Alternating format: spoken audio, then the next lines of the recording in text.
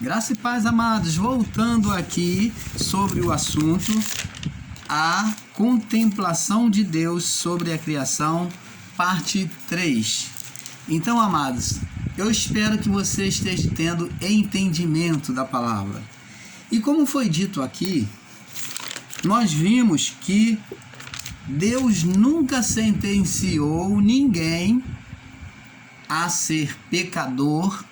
Deus nunca sentenciou ninguém a estar doente. Deus nunca sentenciou ninguém ao sofrimento. Deus nunca sentenciou ninguém à carnalidade, a ser carnal. Deus nunca sentenciou ninguém à morte. Porque Deus não interfere na criação. Preste atenção. Deus não interfere na criação. Jesus, uma certa vez, chegou para os seus discípulos e disse: no mundo tereis aflição,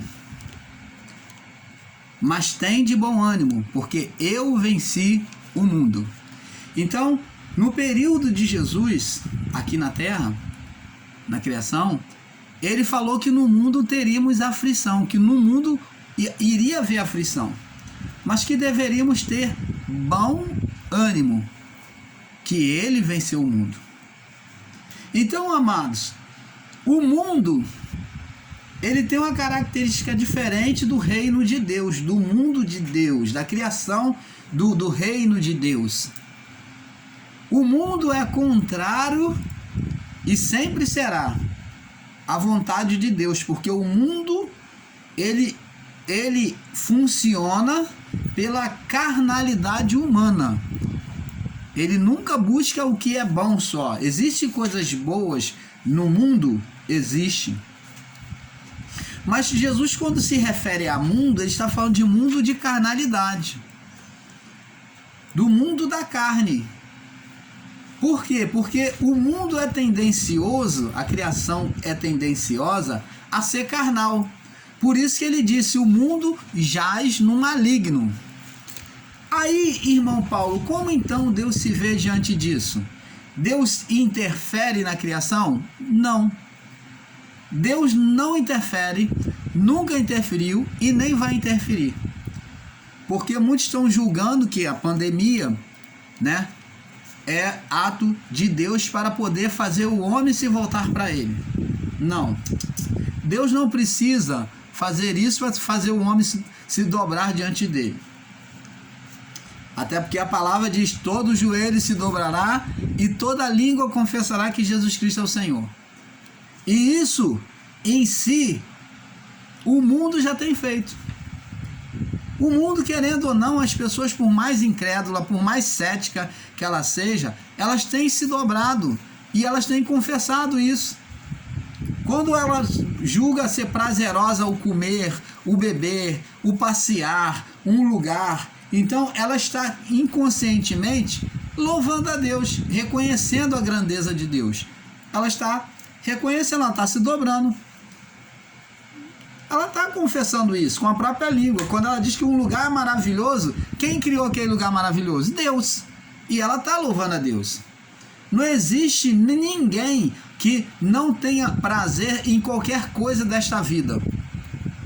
Se não tem prazer em determinada coisa, mas tem em outras. Porque Deus criou as multiformes manifestações da graça. Então, a multiforme manifestação da graça de Deus é justamente o prazer de Deus em querer satisfazer a vontade do homem, para o homem ser prazeroso, ter paz, ter alegria na alma por alguma coisa. Tem gente que gosta de suco de maçã, tem outros que gostam de suco de uva, tem outros que não gostam de suco de uva, gostam de suco de melancia, tem outros... Então, e assim vai o prazer pelas coisas, e isso quem criou? O próprio Deus. Então ele traz o prazer, a alegria ao espírito de cada pessoa. Cada um se satisfaz com alguma coisa. Existe sempre alguma coisa que é prazerosa para a pessoa. Às vezes o que não é gosto de um é gosto de outro. Mas Deus já criou no início da sua criação. Quando ele criou, ele viu que era bom. Ele viu que era bom. Ele provou tudo com os olhos, ele criou o melhor. Deus não criou a criatura para sentenciar e falar, não, você vai nascer, você espírito, você vai nascer espírito do Paulo, né? Vai ser o Paulo. Você vai ser desgraçado, você vai padecer, você vai nascer doente. Não. As consequências de uma doença nesta vida já vem pela genética humana. Já vem pela genética humana e Deus permite. Você quer mais?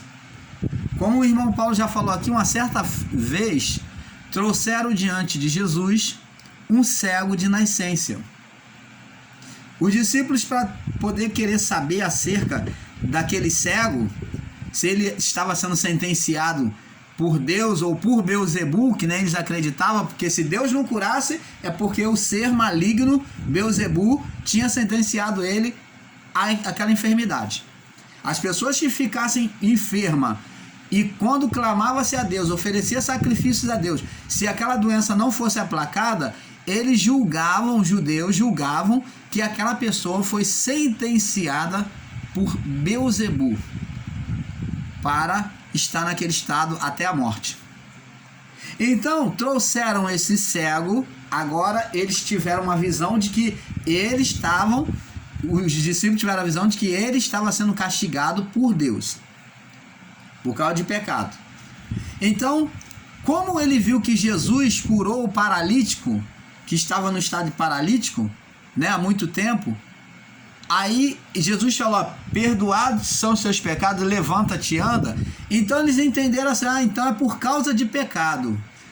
Então trouxeram um cego até Jesus e falou, mestre, aqui, trouxemos esse cego aqui, ó, que é cego de nascença. Quem pecou para que ele nascesse cego? Ele ou seus pais? E para a surpresa deles, Jesus disse para eles o seguinte, nem ele pecou, nem os seus pais, mas isto se sucedeu com ele, para que se manifestasse nele a glória de Deus. Você está entendendo, amado? Então, nunca foi sentença de Deus, e quando existia uma sentença, era pelo próprio pecado. Como os próprios discípulos perguntaram, quem pecou? Ele ou seus pais? Porque os pais sofriam consequência de pecado, e se o filho não se voltasse para Deus, iria sofrer a mesma sentença. Se eles não se voltassem para obedecer às leis de Deus, eles iriam sofrer a mesma sentença e piores, porque seria o do pecado deles e do seu pai. Você está entendendo? Então, os discípulos fizeram essa pergunta. Então, Deus mesmo nunca sentenciou ninguém à maldade, ao pecado. Porque, diga-se de passagem, amados e abençoados, apresentar um Deus desse é apresentar um Deus fajuto, um Deus maligno, um Deus deformado como Fred Krueger. Você está apresentando um Deus monstruoso, um Deus de massacre, que se não estiver ali, ele pum! Ou que ele já sentencia você, Paulo, você já vai sofrer bastante, vai sofrer nessa vida. Ora, preste atenção, amados e abençoados. Uma pessoa que ensina um ensino desse, de que o espírito já vem sentenciado ao castigo, já vem sentenciado à doença, já vem sentenciado à morte, esse ensino é kardecista. Esse ensino é espírita, aonde você vem pagar um karma neste corpo, como se você tivesse um karma, você já vem com karma no espírito, o espírito com karma, que vem pagar o sofrimento aqui nesse corpo. Isso é ensino espírita, kardecista. Porque lá eles ensinam que a pessoa carrega um karma, que ela já vem, o espírito já vem e reencarna num corpo e vem pagar os pecados. Elas vêm sofrer para poder ter o espírito apurado. E isso é espiritismo, é ensinar que eu já venho sentenciado à morte, que Deus já sentencia a pessoa à morte, já sentencia o eleito e o não eleito, já sentencia o que vai ser salvo e o não salvo, o que vai sofrer, o que não vai. Isso é espiritismo. Você está entendendo, amado? Mas o que Deus nos ensina pela palavra é o ensino de escolha, opção do coração humano. Deus dá a escolha para mim e dá a escolha para cada um de vocês. Vocês é que determinam o bem e que determinam o mal na sua vida. Se você obedecer a Deus, você vai ter o bem de Deus. Se você desobedecer a Deus, você vai ter o mal, o castigo, a punição de Deus.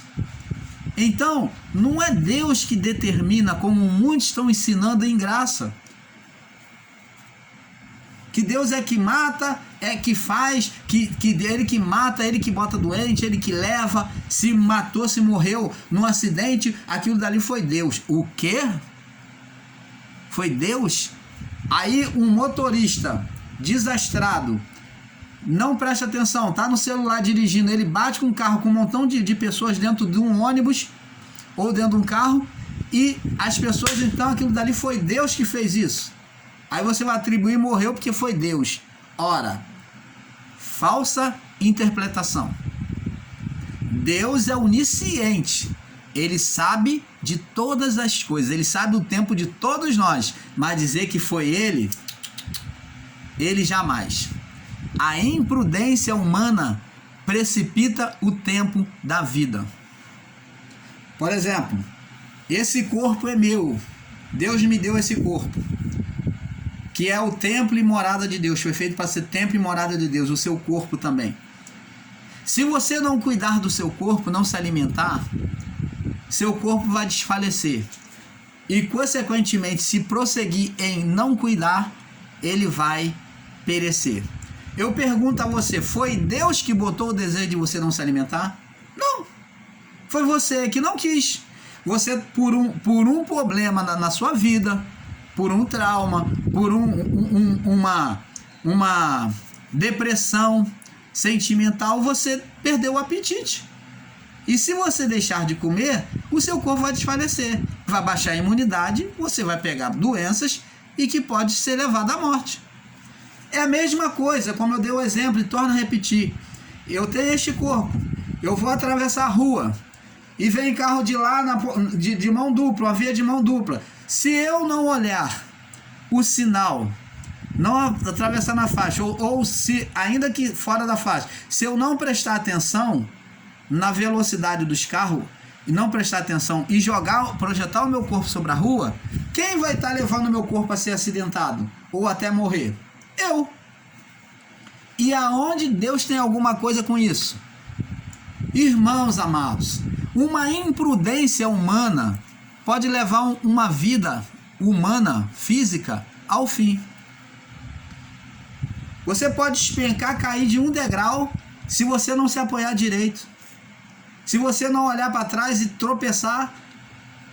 Se você não olhar o sinal. Se você não tomar o remédio certo. Então, uma falta de atenção pode trazer um desastre para o corpo. E o corpo, ele foi feito para isso, para ser vivido aqui. Quem tem que zelar pelo corpo somos nós. O corpo é uma decisão do homem. A vida do corpo é uma decisão do homem. Como Deus disse para Caim: se fizeres bem, não é certo que serás aceito? Porém, se fizeres o mal, eis que o pecado jaz à porta. Você está entendendo, amado? A decisão da vida, do corpo, quem tem que zelar é o homem. Por isso que nós temos que ter zelo com o templo de Deus, com a morada. Nós é que vamos determinar. Tanto que Deus diz que a vida do justo, Deus prolonga a vida daquele que é justo, que vive na prudência. A vida do homem prudente, ela é aumentada, ela é prolongada. Por quê? Porque o homem é prudente. ele não é louco, ele não é precipitado, ele pondera, ele pensa antes de falar, ele refreia a sua língua. Então, quando você refreia a sua língua, você evita de muitos males contra as pessoas, que às vezes as pessoas ofendem, atacam, e depois ela não sabe as consequências que vai gerar uma inimizade contra ela. Então, amados, temos que entender que a vida do corpo, quem determina somos nós. É claro que Deus é soberano sobre tudo isso. E se por propósito dele, em alguns casos especiais, como vamos ler agora, vamos ler agora em 2 Reis, capítulo 20, no verso 1 ao 6, que nós já falamos, vamos aqui para ter um entendimento. 2 Reis, capítulo 20,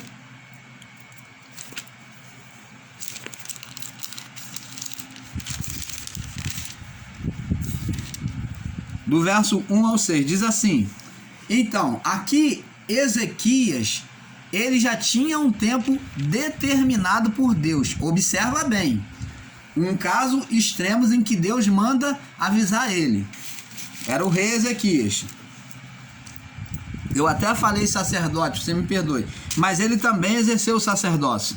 Diz aqui: naqueles dias adoeceu Ezequias mortalmente, e o profeta Isaías, filho de Amós, veio a ele e lhe disse: assim diz o Senhor, põe em ordem a tua casa, porque morrerás e não viverás. Então declarou a morte 2 vezes, que não tinha jeito. E então virou o rosto para a parede e orou ao Senhor, dizendo: ah, Senhor, suplico-te, lembra de que andei diante de ti em verdade, com um coração perfeito, e que fiz o que era bom aos teus olhos. E chorou Ezequias muitíssimo. Então Ezequias, ao receber a notícia do profeta Isaías de que era para ele botar em ordem, que ele iria morrer, ele chegou, virou o rosto para a parede e falou: ah, Senhor, lembra que andei com interesse de coração diante de ti, fiz o que era reto, né? Andei com um coração perfeito, né? Diante de ti todos os dias da minha vida. Me acrescenta mais uns anos aí. E Ezequias, em oração, chorava diante de Deus, com o rosto virado para a parede. E então, o que aconteceu? Vamos ver aqui no verso 4. Sucedeu, pois, que não havendo Elias ainda saído do meio do pátio do templo, tá? Veio a ele, ali do pátio do palácio, aliás, me perdoe, do pátio do palácio, veio a ele a palavra do Senhor, dizendo: volta e diz a Ezequias, capitão do meu povo, assim diz o Senhor, o Deus de Davi, teu pai, ouvi a tua oração e vi as tuas lágrimas, e eis que te sararei, e ao terceiro dia subirás à casa do Senhor. E acrescentarei aos teus dias 15 anos, e das mãos do rei da Síria te livrarei, e a ti e esta cidade. Ampararei esta cidade por amor de mim, por amor de Davi e de meu servo. Então, amados, você está vendo a fidelidade de Deus? Deus já havia sentenciado recolher Ezequias. Mas Ezequias queria viver mais.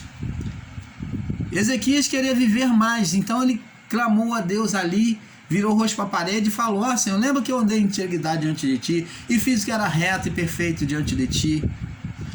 Então Deus, antes mesmo de Isaías sair do pátio do palácio real, Deus fala no coração do profeta e fala assim: vai lá e volta e diz ao meu servo que eu ouvi a oração e vi as lágrimas dele.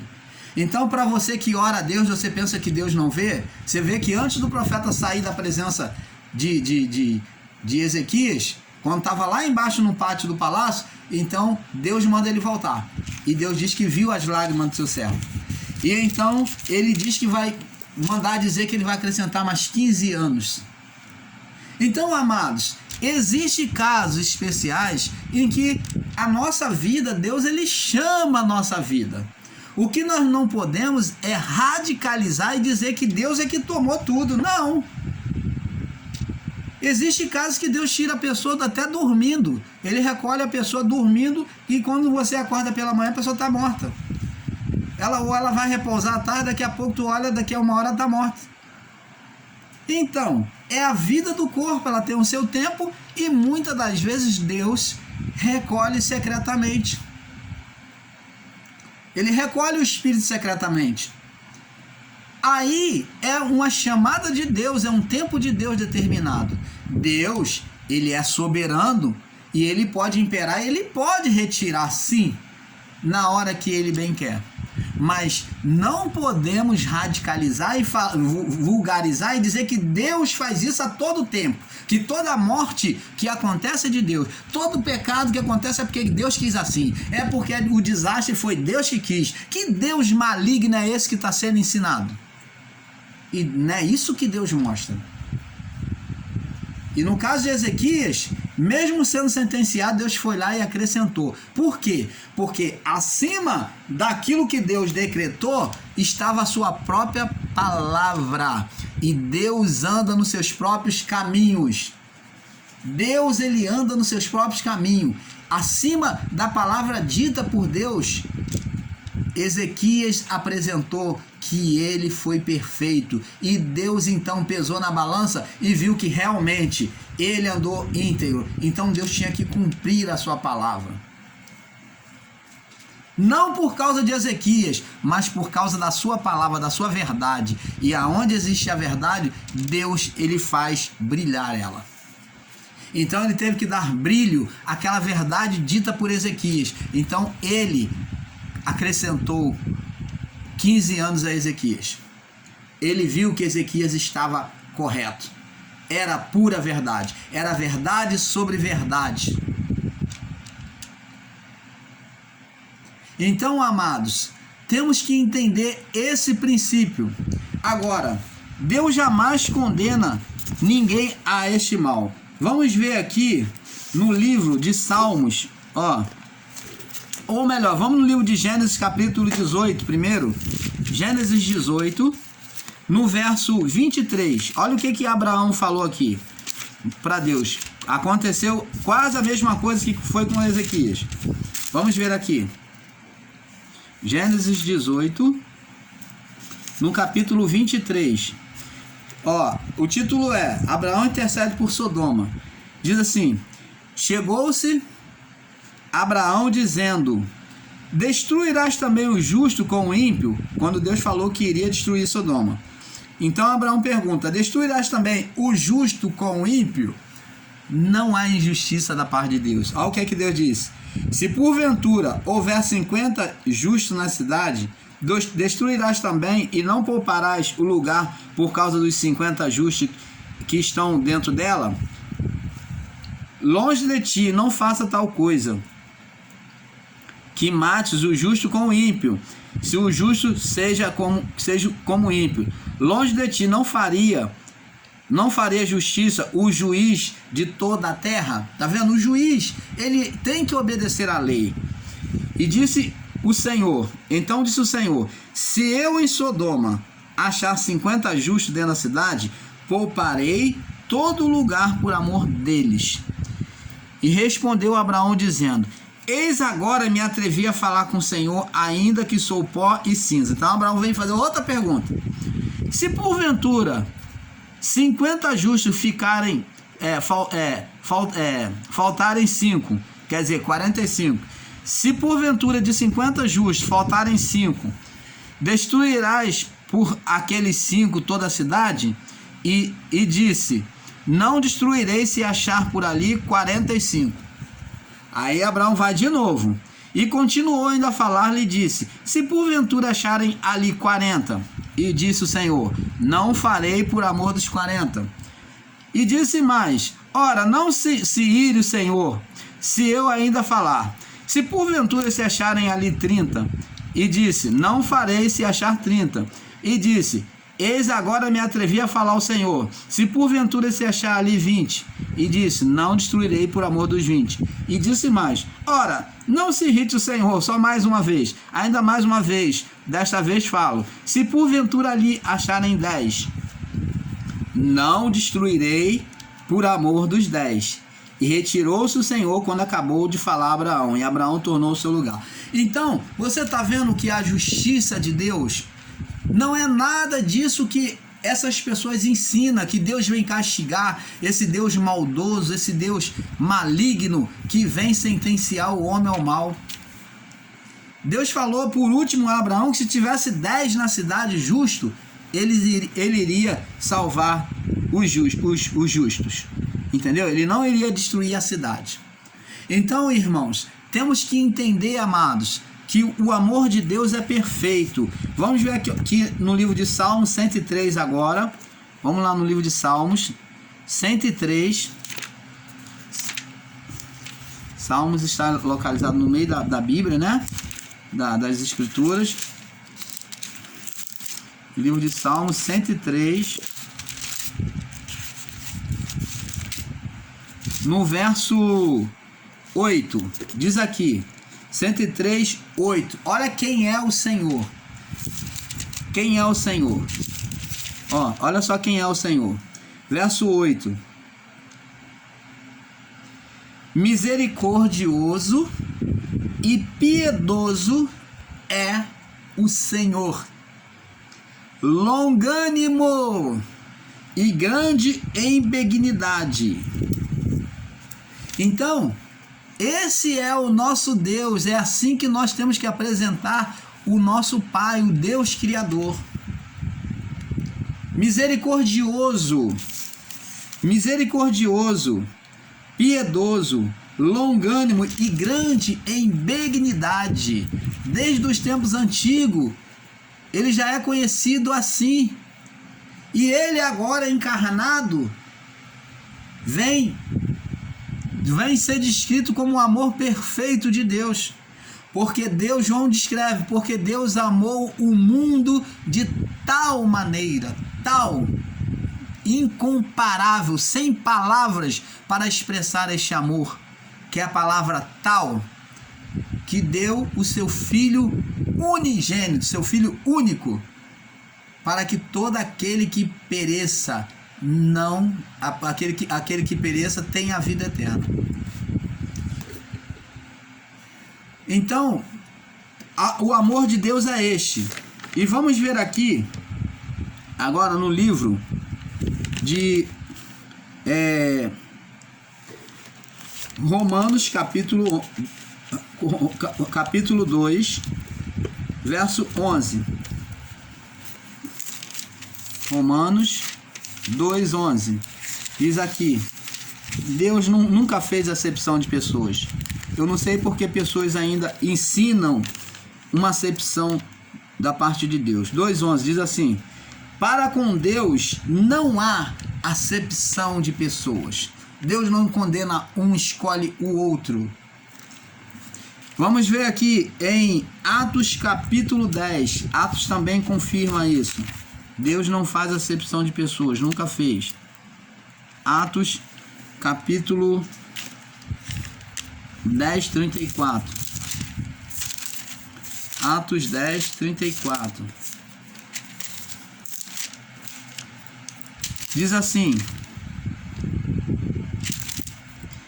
e abrindo Pedro a boca, disse: reconheço por verdade que Deus não faz acepção de pessoas, mas o que lhe é agradável, aquele que em qualquer nação,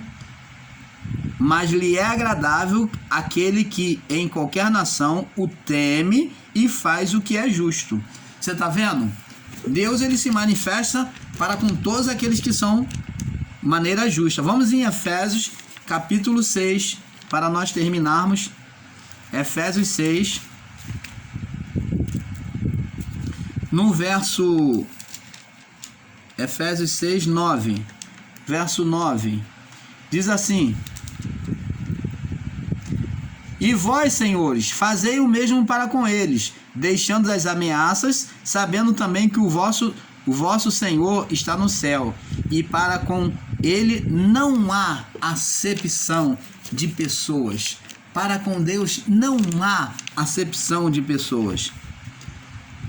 E Colossenses, vamos ver aqui, Colossenses,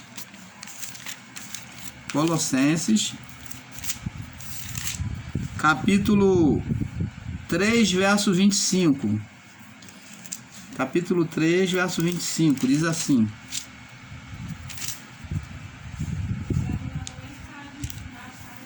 mas quem fizer agravo, receberá agravo que fizer, pois não há acepção de pessoas. Você está entendendo, amado? Então, amados, nós vamos ficando por aqui, e eu creio que nós já temos mostrado para vocês que Deus não escolhe, Deus não interfere na criação. Todo mal agravo que o homem sofre por causa dos seus próprios erros, por causa dos seus próprios pecados. Então, eu desejo o melhor de Deus a cada um de vocês, e que você fique na paz. Plante obediência para colher o benefício, a bondade de Deus. Plante obediência à palavra para colher as bondades do reino de Deus. Porque aquilo que o homem semear, isso ele colherá, ele ceifará. Então, depende de cada um de nós colhermos o bem ou colhermos o mal. E sabendo que Deus não tem nada a ver com isso. Deus não é responsável por nenhum dano que vem até a nossa vida. Se sofremos o dano, é porque plantamos mal. Então temos que aprender a semear sementes boas para colhermos o bem. Então eu desejo o melhor de Deus a cada um de vocês. Fique na paz. Até a próxima.